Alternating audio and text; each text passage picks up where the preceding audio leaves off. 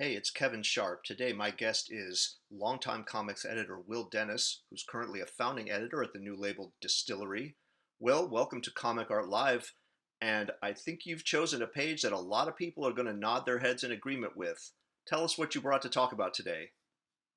Oh, well, thanks for having me on. Yeah, my pick was the final page of X-Men 132, which came out in 1980. It's like the page of the Hellfire Club sequence when Wolverine comes out of the sewer and is like ready to do his Wolverine thing. And so this is prime time John Byrne, Terry Austin, Chris Claremont. hmm Where would you have hmm been in your fandom, in your readership when this issue came out? Would you have seen this new on the stands, or is this a back issue? No, this is totally new on the stands. I remember exactly where I was, like where I bought it. Like I can close my eyes and picture the place. I grew up in a college town, and there was an area of town they called College Town, and it had a couple of kind of newsstand, and one of them was called Student Agencies. It was sort of part like laundromat, part pinball arcade, part, magazines, cigarettes, whatever, anything a student in 1980 would need, kind of, And they used to they had two spinner racks of comics, and this was definitely on there. I mean, we were lucky we had a comic book store I grew up in Ithaca, New York, and we had a comic book store there. But I think if it was open in 1980, it was like just open. So when we're thinking of the Claremont Burn run and all of the amazing moments in that, how did you choose this particular page from this particular issue? Yeah, I mean, there's so much going on if you look at the page. I mean, not just storytelling wise, and but it's also like the nostalgia factor, like where I was at that point in my life kind of factor, which made me think of it. I mean, because there's definitely books even that I would say I was bigger fans of. Like I was a huge fan of Conan, John Buscema's Conan. Like, I mean, I think he's one of the greatest like draftsmen ever in comics and just amazing. But this was a book that like, so, I'm like 12-ish, 13-ish probably, And so, I mean, the first panel's got Jean Grey and I mean, we didn't know what like BDSM was then, but she's essentially in this sort of Black Queen sort of, thing. So you've got from a human standpoint, you've got those early kind of like, whoa, what is happening here kind of feelings, which up till then, I don't know that I necessarily had, which then you've got this incredible middle tier that's just like storytelling 101 essentially, in terms of the progression of the hand coming out of the water, the sewer.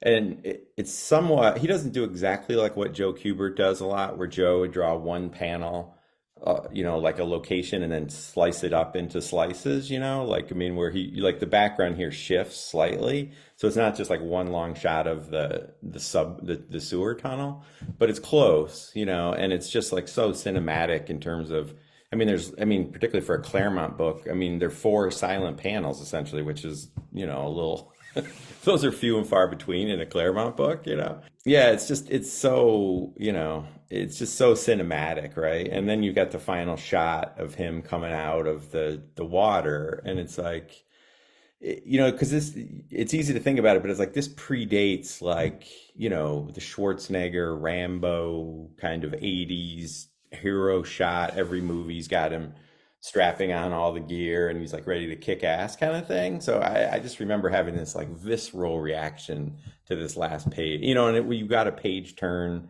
because you would have had before it like the letters column and all the Stan soapbox and all that kind of stuff. So it's just like, so in that, in terms of sticking the landing, it's like you can't stick the landing any better than that.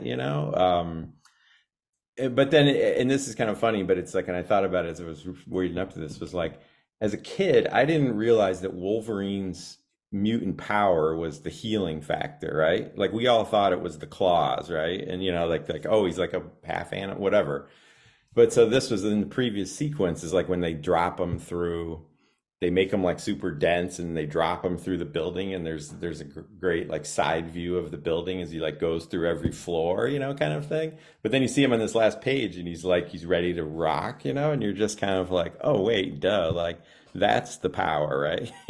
Like, I don't remember at the time thinking that, but I can definitely say now, realizing that like I didn't fully understand what it was. And then beyond that, it's like Wolverine at that point.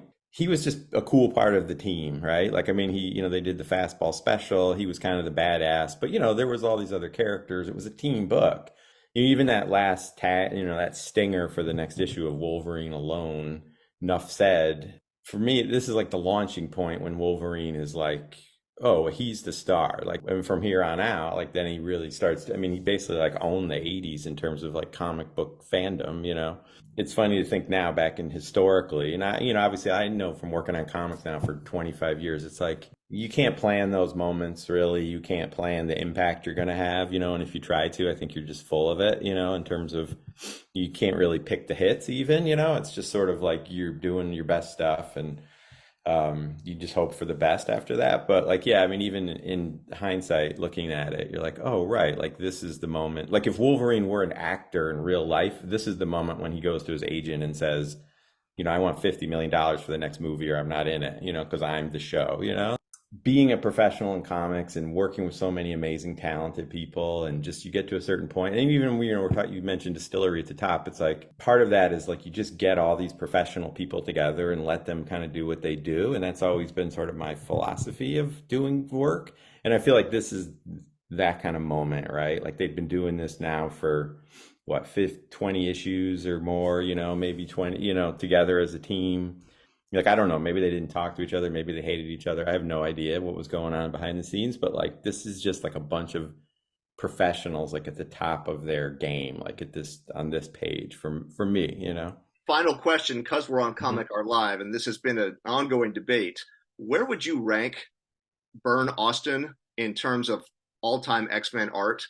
Oh, all-time X-Men? I mean, they're number one for me, like without no one else is close. But, some of that is just your own fandom, obviously, and like where they were at a certain point. I mean, there's amazing artists, obviously. I mean, it's hard to say Kirby, but I don't even, the Kirby X-Men stuff, like I feel like he was doing that like on the weekends, you know what I mean? Like compared to the other stuff. I mean, it's good, but it's sort of like, all right, sure, I'll get you these pages by Monday, don't worry about it, Stan. Like, this is far and away, like for me, this will always be number one.